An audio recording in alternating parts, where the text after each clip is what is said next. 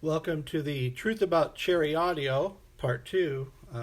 I had to restart this video because I was having issues with whatever, my system. Probably because of the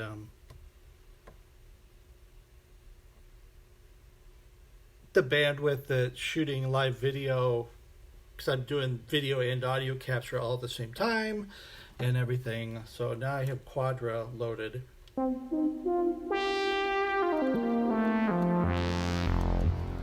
Okay, that's a little similar to the other sound that I was using. So it's what we have going on here. So this is the soft saw, has some resonance. I'm going to get rid of the MIDI panel so you can see what's going on with the lead panel.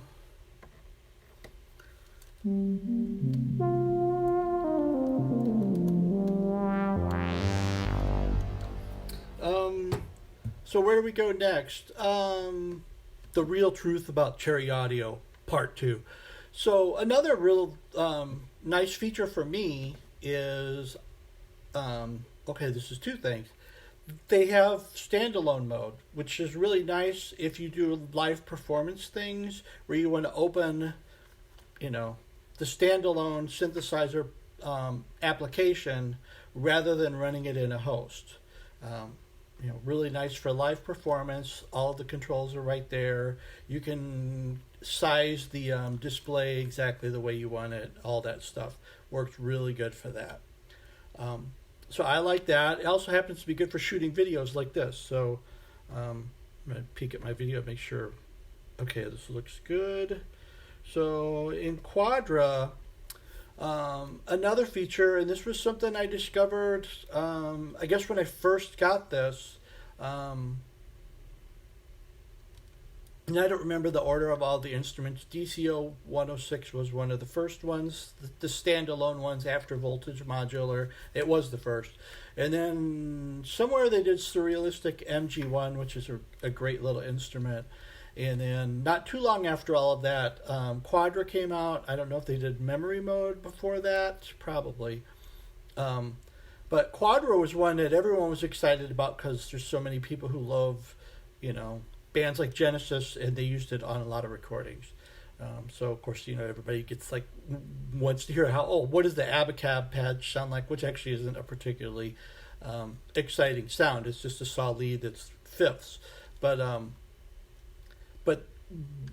going back to when I first got Quadra, the thing that really jumped out at me was the quality of the effects and how important they were to the sound. And we saw this with DCO 106 with the chorus. The chorus is really an essential part of the Juno sound.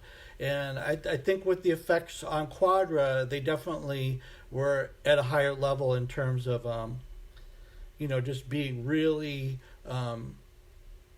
sonically impressive and good for performance things. And I'm going to do a little noodling around here so you can hear the effects.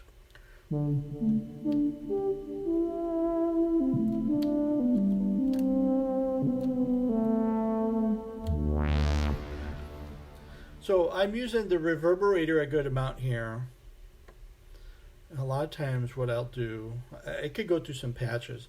I'll run a really long decay, and actually I'll do this with other plugins and other instruments too.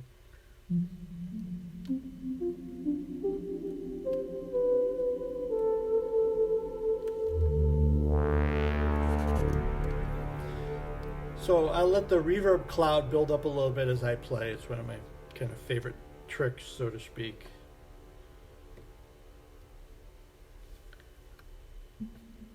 And a nice feature of Quadra is you can have different effects on the different sections. I'll demonstrate some of that in a minute. So that's just the reverb mostly. There's echo on this too. I'm going to turn the reverb off real quick.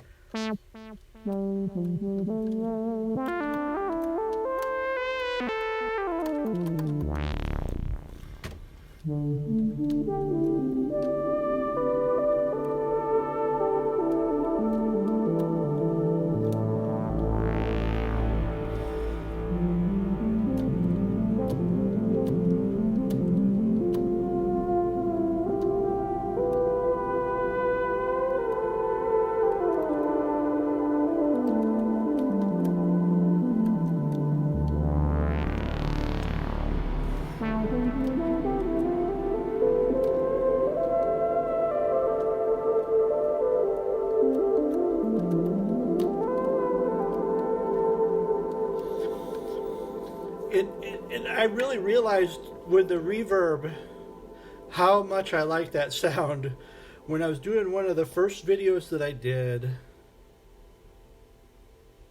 I kind of saved a patch. I was messing around with stuff. I probably had more of a reverb tail on it. I'm going to make it really long here. And I was in the middle of a video and I was just doing like, you know. Oh, we're not, breath isn't opening the cutoff. Hold on a second. I got to fix this. Some of my things got unmapped at some point.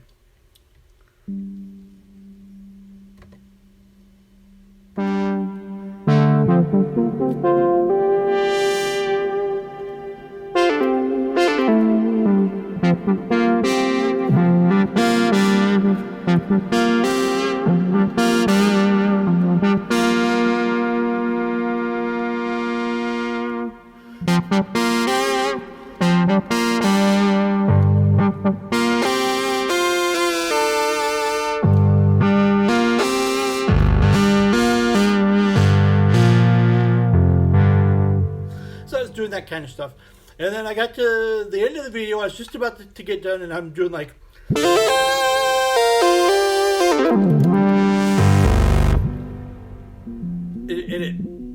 oh, I'm still sending information. Let me do this again. So it sounded more like this, and it just hung out there like that. And I was like, whoa. And then like this really completely separate part of the improvisation unfolded because I was just so motivated by how cool that the sound was. So I'm like, you know.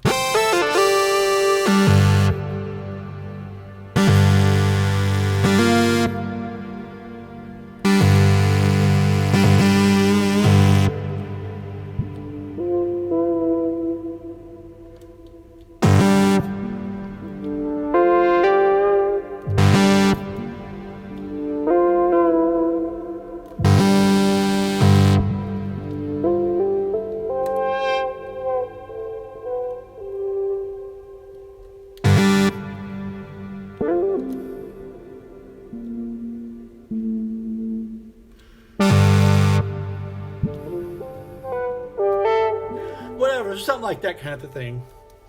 And but it was something that it was like I was inspired by the sound because, you know, it was just cool. And I'm just tweaking my controller with the screwdriver so it stops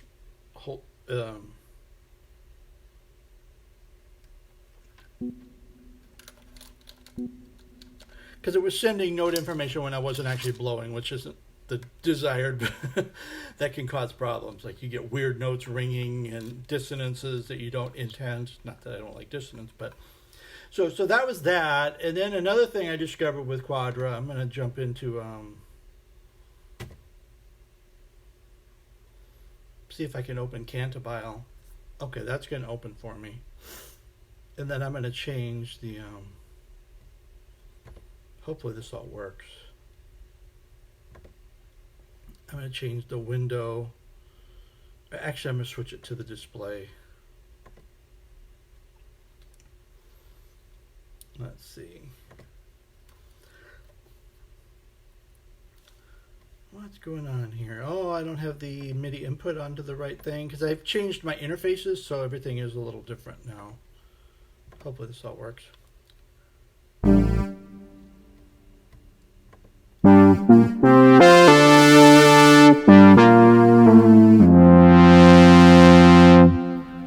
Now this sound is a little different because I need to scale it. So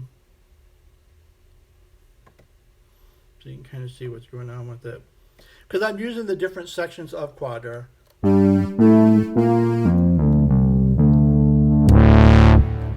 And then they have different split ranges. So when you play low, it's the bass sound.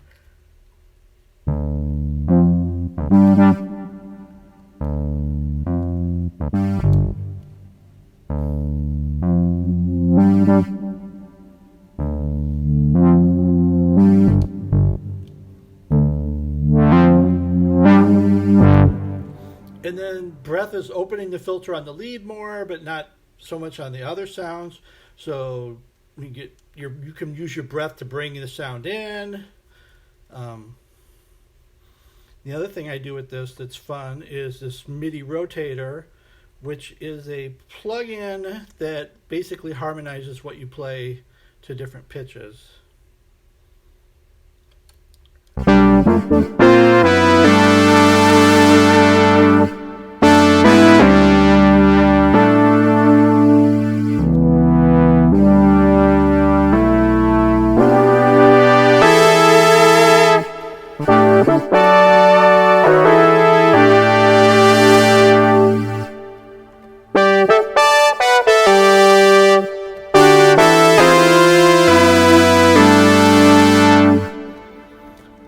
And the fun thing with that, obviously, when you have when you have the harmonized stuff in there, it creates these thick layers, and then when you turn it off, it doesn't. And then depending on the range that you're playing in, like the poly synthesizer only plays in certain note ranges. So if you get back to what I was doing before.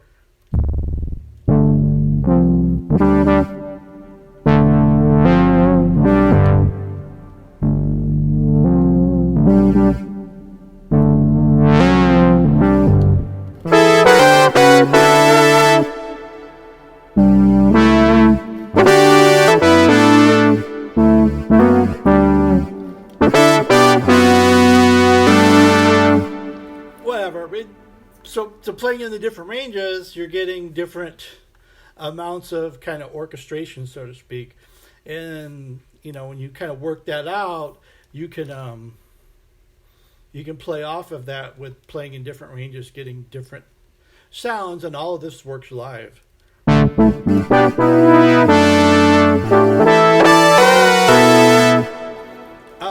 Yes, you could set up something in Unify where you do different splits, go into different synth plugins, and that would be a little bit more complicated way to do it. But the fact that Quadra has all of that built into it and the really good effects and everything, I mean, how can you not love that? It's become one of those instruments that I use so much because it just always sounds good.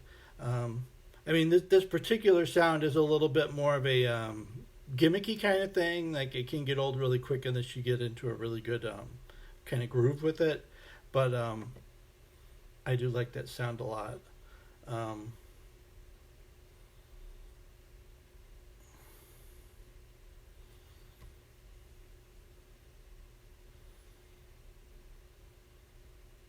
And then when you get into some of the other instruments like GX80, Signs, I don't use those so much as a lead sound because I tend to like the old school lead sounds a lot, and I really gravitate to those. But I like those other instruments a lot for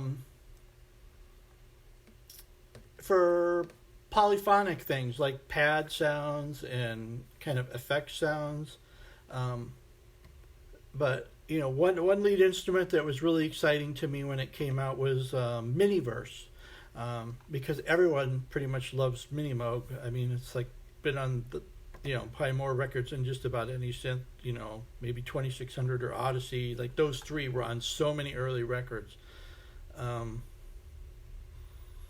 actually have a foot control thing on this, but I don't know what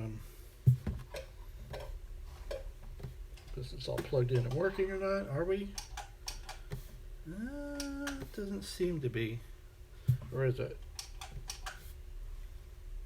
No, but that's okay. I can click things in the control panel. So we have the Miniverse. And this is one of those patches where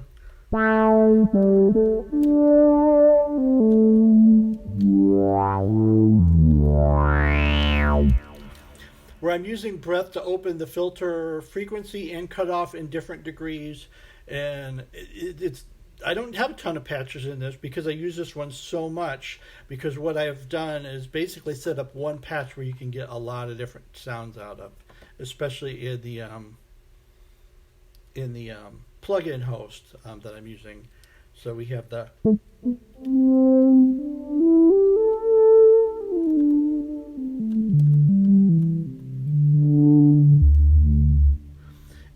breath amounts, you can get kind of a creamy saw lead kind of sound.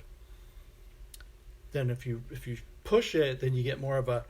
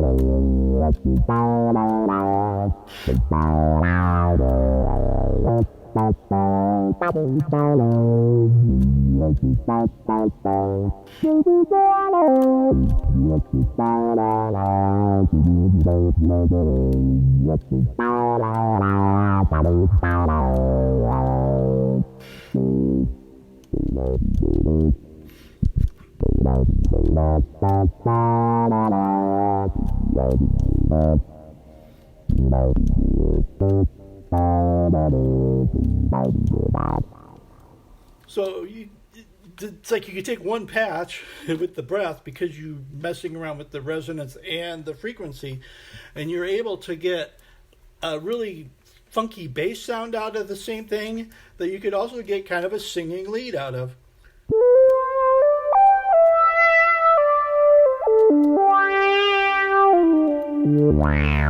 And when you lean into it, and the resonance cranks up a little bit, you're getting kind of a different quality. And then I also use Dr. Drive, which is on but not really sounding because it's defeated here.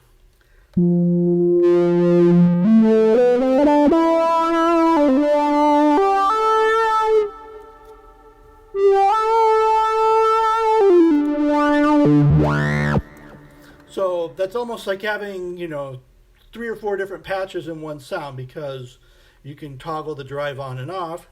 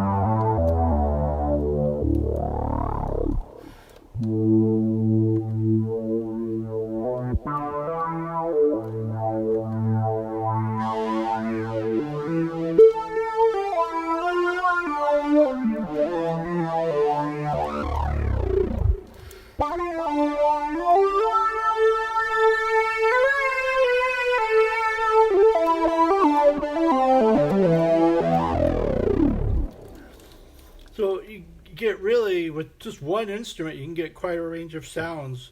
And the reason for that, so Dr. Drive is a drastic change with or without that. But the real reason for the expressivity of this sound is the fact that you can really scale the breath control to a precise level where you can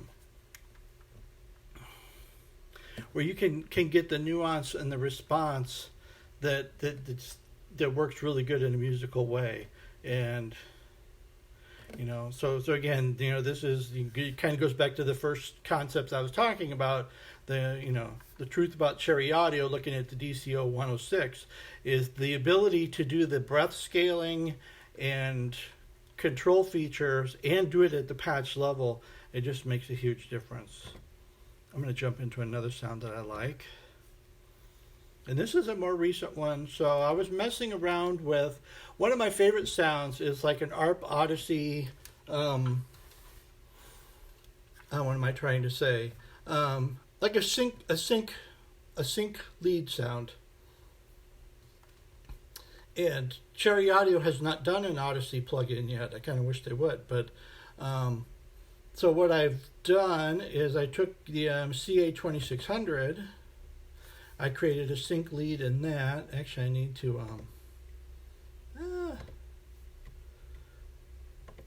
turn off the other instrument for a second. Okay. What's going on here? Oh, because I haven't changed the MIDI input yet. All these were saved with my other audio interface, which has MIDI, so I got to switch them.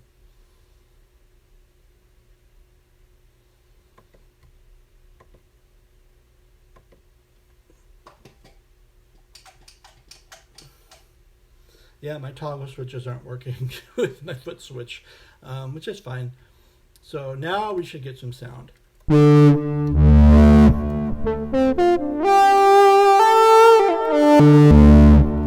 Sounds like I have some drive on that, although that might be the distortion effect. What's the signal path? Okay, so this is all the CA2600. It's not going through any other plugins. So what do we have? We have distortion on.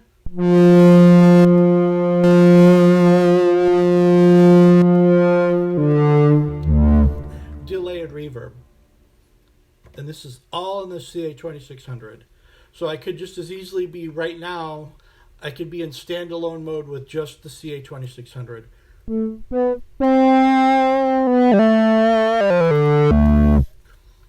So what I'm doing is I'm using breath control to sweep the coarse frequency, or actually the fine frequency in this case, of the second oscillator that's synced the first, so that you get different overtones jumped out.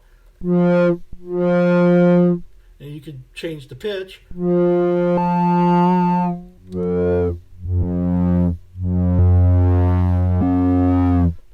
I like it at the 8 feet octave range, but so I'm going to put the other effects back on.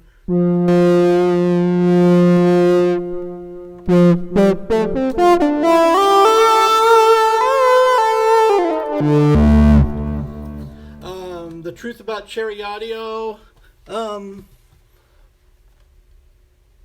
and large, most of their plugins do not eat up a lot of system resources. The caveat to that is if you're using something like GX80 or Sines and you have the Galactic Reverb on, the Galactic Reverb does tend to use up more of the processor bandwidth than some of the other effects. But I was running a Windows 7 i3, I still do, it's just not plugged into anything, laptop with only 8 gigs of RAM, and I was running all this kind of stuff on it fine. Elka X, no problem, CA2600, PS20, DCO 106, I use all of these things. Quadra, obviously, mini mode. Those are probably the ones I use the most, not necessarily in that order.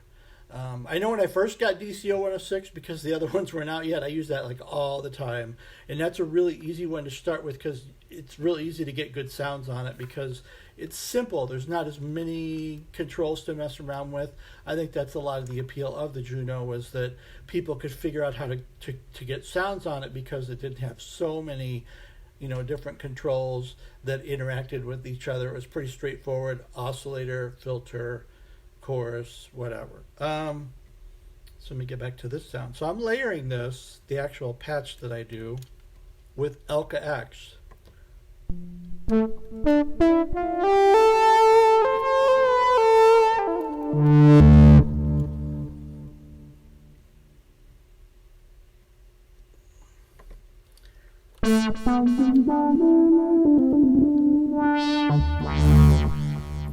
Now nuts on. So what's happening? So the Elka patch, I'll play it by itself. I have it set up for poly because I'm re-triggering the notes. And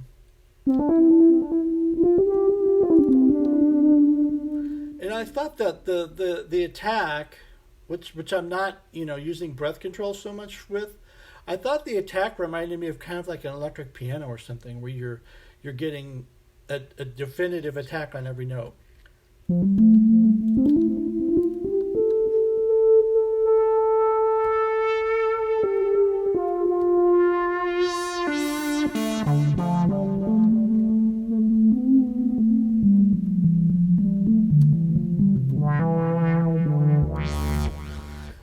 So breath obviously is still sweeping the filter frequency, but you don't hear it so much on the attack. You hear it when you lean into the note.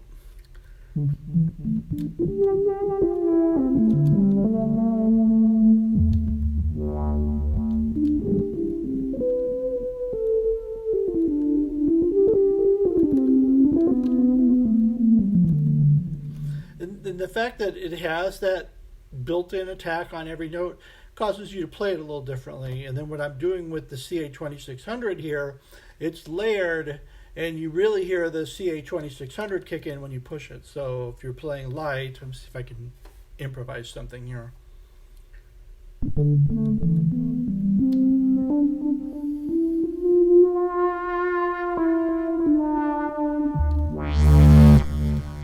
When you really push it, that's where you hear the CA2600 come in with that kind of juicy, it kind of growls a little bit.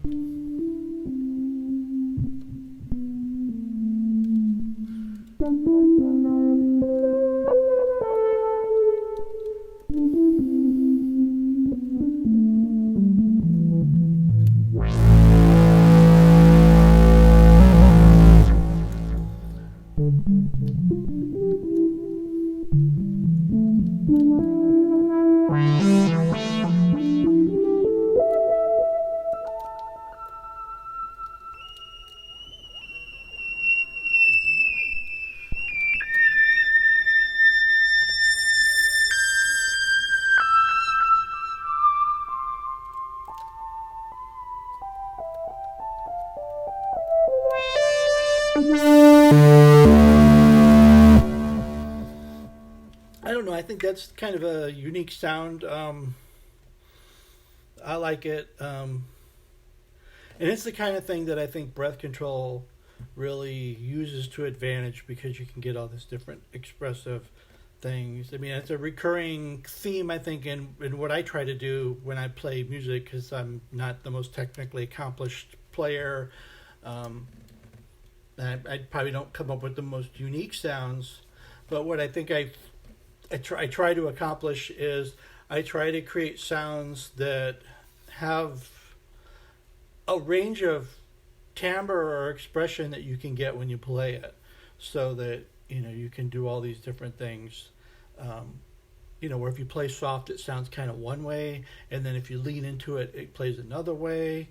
And this is a real dynamic thing that you do with breath control, where you can't really do that with a keyboard and knobs.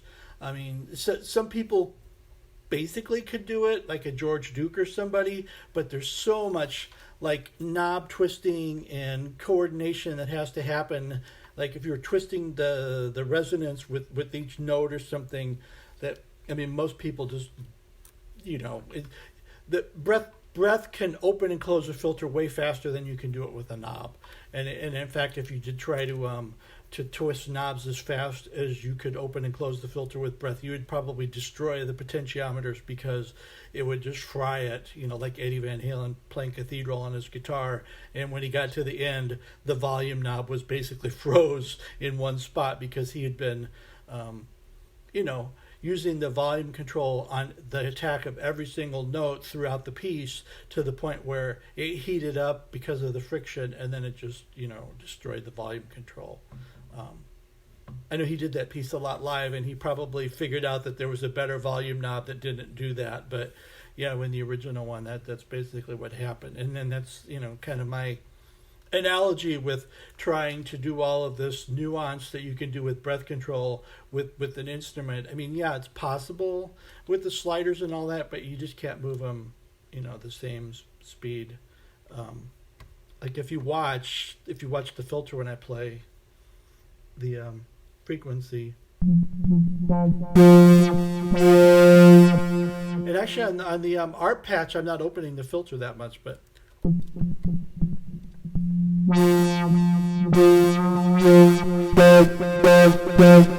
it can go from like 0 to 100 like that when you hit it with the breath. Whereas if you're trying to do that with the knob, you can only do it so quick. I mean, not with the mouse, but I mean, if you control it with a program, or you programmed it to a controller. But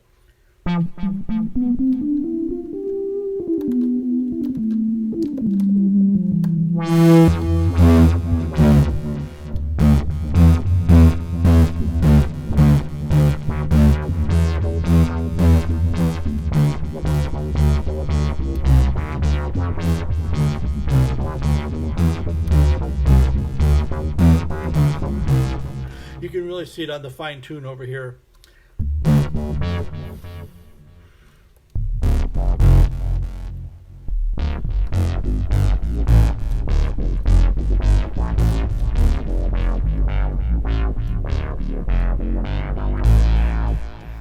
I mean, you could sort of approach that kind of thing with velocity and aftertouch on a keyboard, but it's not that dynamic.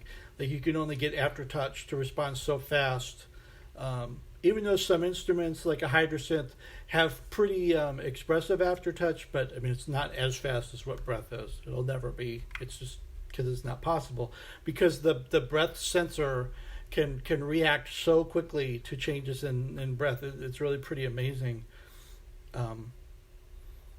Even more than a saxophone. It's interesting, when I try to create saxophone sound using the wind controller, you actually have to kind of scale back how much breath expression you use to make it sound like a real saxophone, because otherwise it's like it sounds unrealistic, because there's so much the breath can modulate the sound, which is essentially what all of this is breath modulating the sound.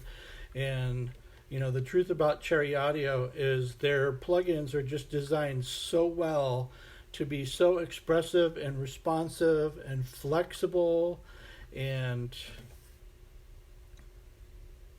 at the patch level, I mean, and that's the truth about Cherry Audio. They're just designed better, I think, I would probably say for anybody, but especially for somebody who's using a controller like a wind controller, where you use MIDI control routing a lot.